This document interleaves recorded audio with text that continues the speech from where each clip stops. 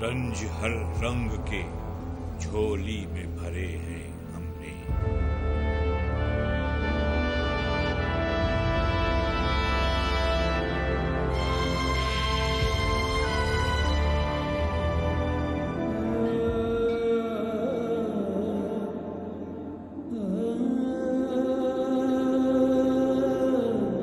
दुख में डूबा हुआ जहां हूँ मैं, क्या कोई शहरे रफ्तगा हूँ मैं।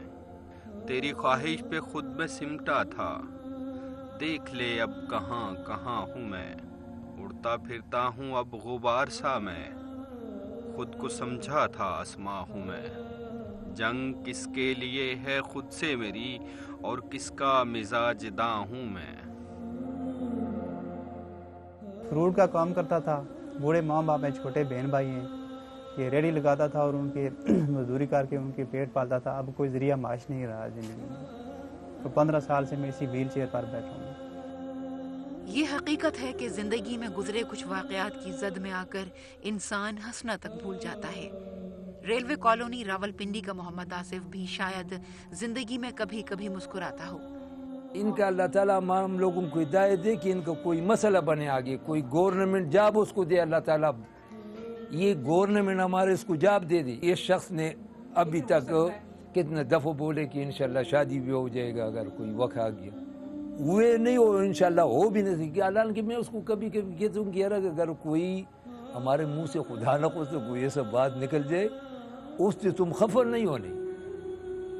हो सकता है किसी टाइम कोई ऐसा बात निकल जाए वो तुम्हारा दिल न मान गई, नहीं कोई ऐसा बात नहीं। ये बड़ा अफसर वाले बंदे। दहशतगर्दी के एक वाक़े से कबल वो भी अपने खानदान का एक फ़ाल और मेहनती फर्द था। अब उसकी दुनिया इस चार दीवारी और इस व्हील चेयर तक महदूद है। ये 15 साल पहले एक बम ब्लास्ट हुआ था सब्जी मंडी में। उधर खड़ा था फ्रूट लेने के लिए, तो ये अचानक बम ब्लास्ट हो गया। काफ़ी लोग शहीद हो गए उसमें, जो बच गए वो माजूर हो गए। ये जो बैरूनी दुनिया से मेरा राब्ता बिल्कुल मुनक़ता हो गया। अब काम काज का कोई ज़रिया माश नहीं रहा। बेबस होकर इस व्हील चेयर पर बैठ गया हूँ।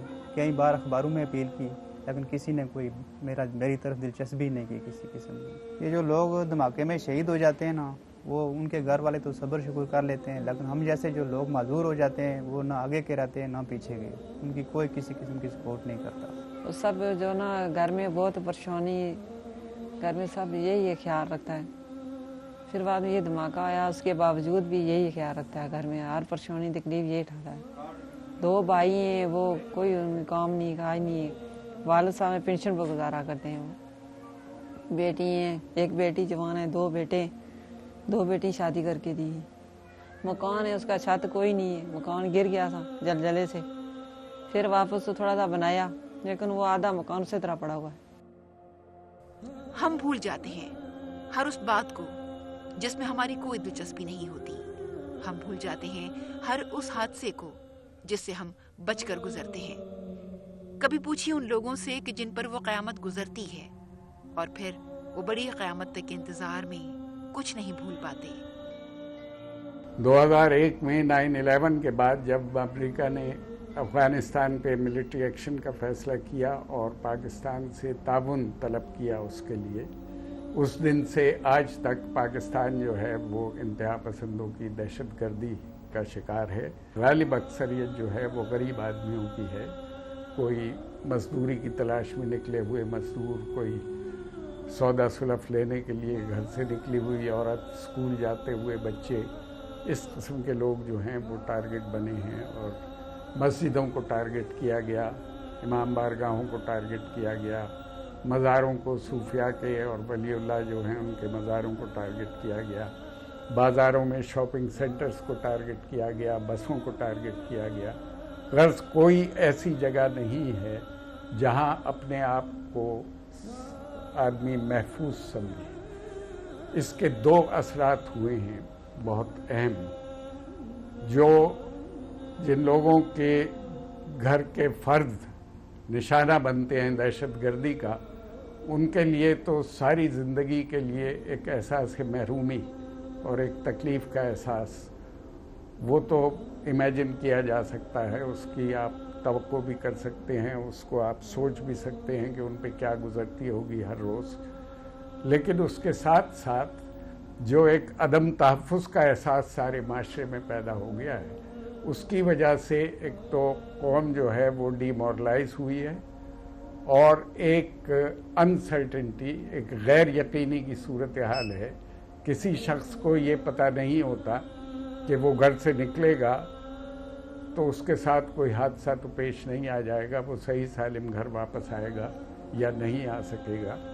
آئیے دیکھتے ہیں کہ محمد آصف گزری اس دہشت گردی کے بارے میں کیا کہتے ہیں.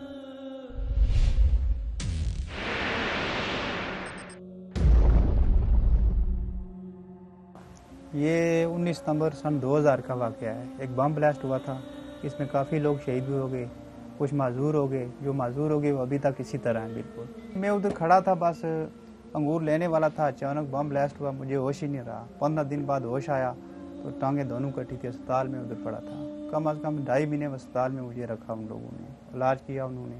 میرا کم از کم 45 لاکھ روپے کا علاج ہے جو بیرون ملک ہوتا ہے، وہ ادھر یہ حکومت نہیں افورڈ کر سکتی. بس ہم کو جلدی سے کسی نے نہیں بتایا، بہت دیر سے ہمیں بتایا کہ اس طرح ایسے لگی ہے اور اسپتال میں ہے. بس پتہ لگا تو پھر ماں بہنیں سب روتی یہاں آئی، اس کو دیکھا اسپتال میں.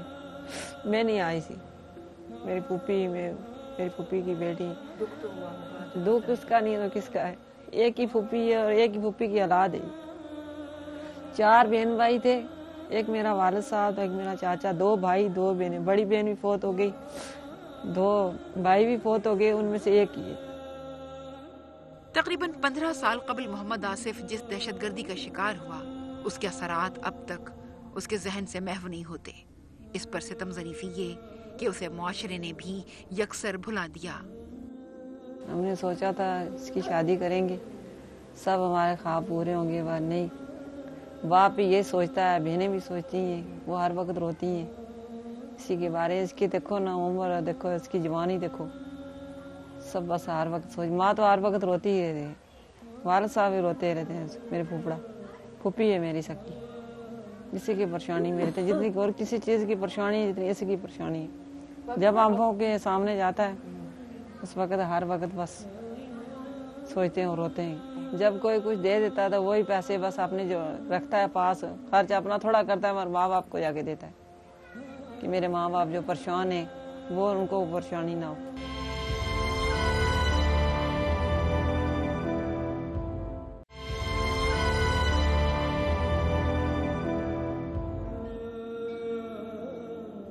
راولپنڈی کی فروٹ منڈی میں دہشت گردی ہوئی اور محمد آصف اپنا قصور پوچھتے ہیں. قصور کیا تھا؟ بس محنت مزدوری کرتا تھا، یہی قصور تھا. بس کیا پتا یہ لوگ کون ہیں کون نہیں. یہ مسلمان تو نہیں ہو سکتے نا، یہ اس طرح کی دہشت گردی کرتے ہیں، مسلمان نہیں ہو سکتے یہ لوگ. بلا شبہ وطن عزیز میں بسنے والا ہر شخص دہشت گردی کے خاتمے کے لیے حکام کی طرف دیکھتے ہیں. وہ زندگی بڑی اچھی زندگی تھی، مزدوری کرتا تھا، بہن بھائیوں کا پیٹ پالتا تھا، بوڑھے ماں باپ تھے. وہ زندگی کا وہ مزہ نہیں رہا زندگی گزارنے کا. 15 سال سے اسی ویل چیئر پر بیٹھا ہوں، تنگی اور پریشانی ہے میرے ساتھ. کئی دفعہ انہوں نے باہر بیرون ملک سے لیٹر بھی انہوں نے بھیجا 45 لاکھ روپے کا، ادھر آؤ علاج کراؤں، لیکن ادھر 45 روپے کوئی نہیں دیتا. 45 لاکھ کون دیتا ہے ادھر پاکستان میں؟ جو بیچارے معذور ہو گئے وہ تو گئے ساری عمر کے لیے، کیونکہ ان کو پوچھتا کوئی نہیں ہے. اگر کوئی حکومت تھوڑی بہت سپورٹ کر دے تو وہ بھی اچھی زندگی گزار سکتے ہیں، لیکن حکومت کو پوچھ ہی نہیں رہی ہے، کسی قسم کا کوئی مدد امدادی نہیں کر رہی ہے. راولپنڈی اسلام آباد کی فروٹ منڈی میں ہونے والی دہشت گردی پہلی اور آخری ثابت نہ ہوئی. اس کے بعد بھی کئی گھر اجڑے اور ظالم دہشت گرد ہر بار انسان کو ختم کر کے اپنی فتح کا جشن مناتے رہے اور محمد آصف جیسے متاثرین اپنے کبھی نہ بھرنے والے زخموں کی طرف دیکھتے رہے.